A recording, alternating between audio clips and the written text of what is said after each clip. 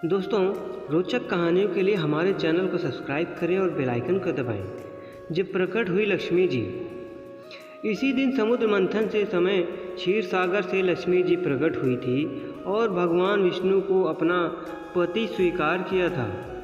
कथा इस प्रकार है दोस्तों। एक बार भगवान शंकर के अंशभूत महर्षि भी दुर्वासा पृथ्वी पर विचार कर रहे थे। घूमते घूमते वे एक मनोहर वन में पहुंच गए। वहां एक विद्याधरी सुंदरी हाथ में पारिजात पुष्पों की माला लिए खड़ी थी। यह वरमाला दिव्य पुष्पों की बनी हुई थी।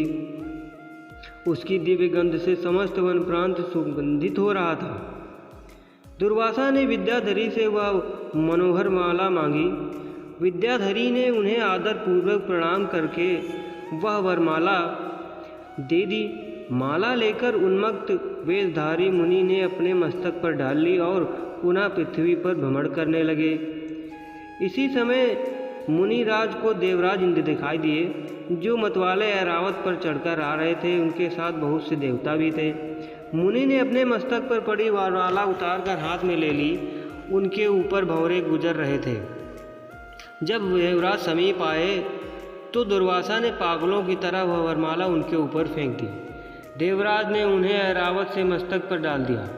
ऐरावत ने उसकी तीव्र गंध से आकर्षित हो सूंड से माला उतार कर और सूंघ कर पृथ्वी पर फेंक दी। यह देखकर दुर्वासा को जल उठे और देवराज इंद्र से इस प्रकार बोले, अरे वो इंद्र, ऐश्वर्य के घमंड से तेरा हृदय दूषित हो गया है, तुझ पर जड़ता छा रही है। तभी तो मेरी दी हुई माला का तूने आदर नहीं किया। यह माला नहीं है, श्री लक्ष्मी जी का धाम थी। माला लेकर तूने प्रणाम तक नहीं किया, इसलिए तेरे अधिकार क्षेत्र में स्थित तीनों लोगों की लक्ष्मी शीघ्र ही अदृश्य हो जाएगी। यह साफ सुनकर देवराज इंद्र घबरा गए और तुरंत ही ऐरावत से उतरकर मुनि के चरणों में पड़ गए।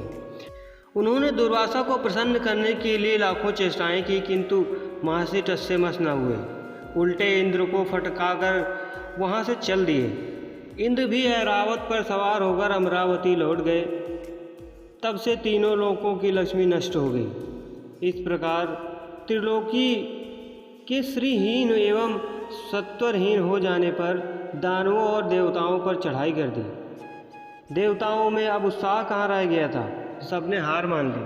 फिर सभी देवता ब्रह्मा जी की शरण में गए।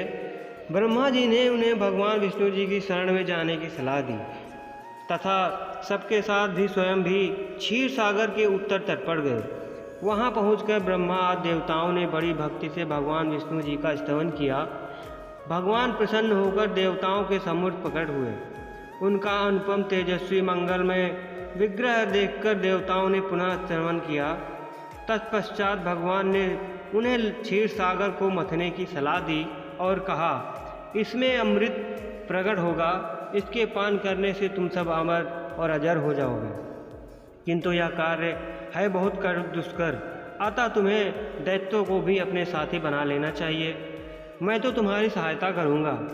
भगवान की आज्ञा पाकर देवगण और दैत्य से संधि करके अमृत प्राप्त के लिए प्रयास करने लगे।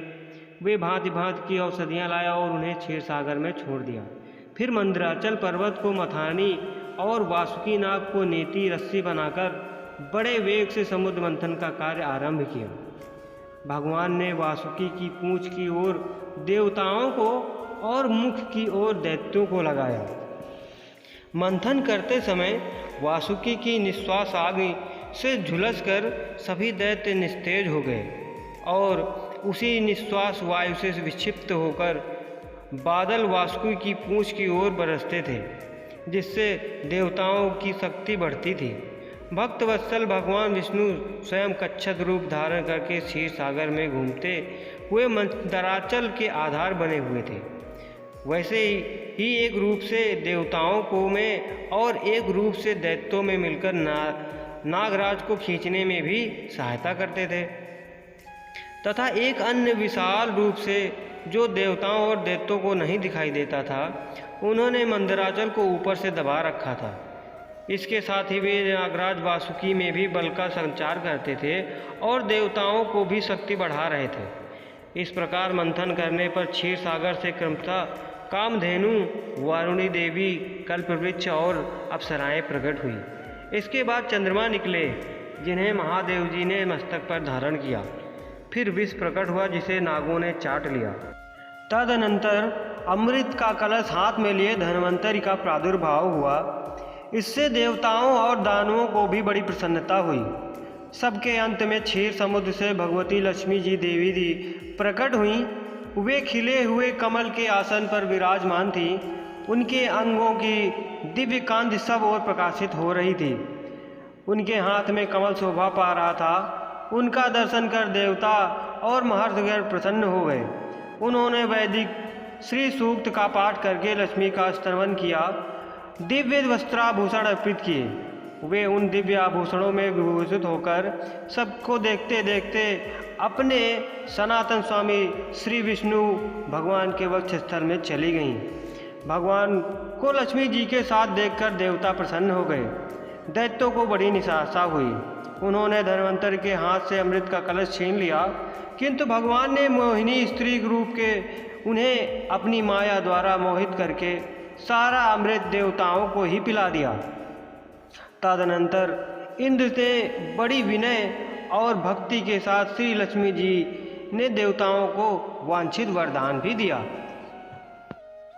दोस्तों, आपको ये वीडियो कैसी लगी कमेंट करके ज़रूर बताइएगा।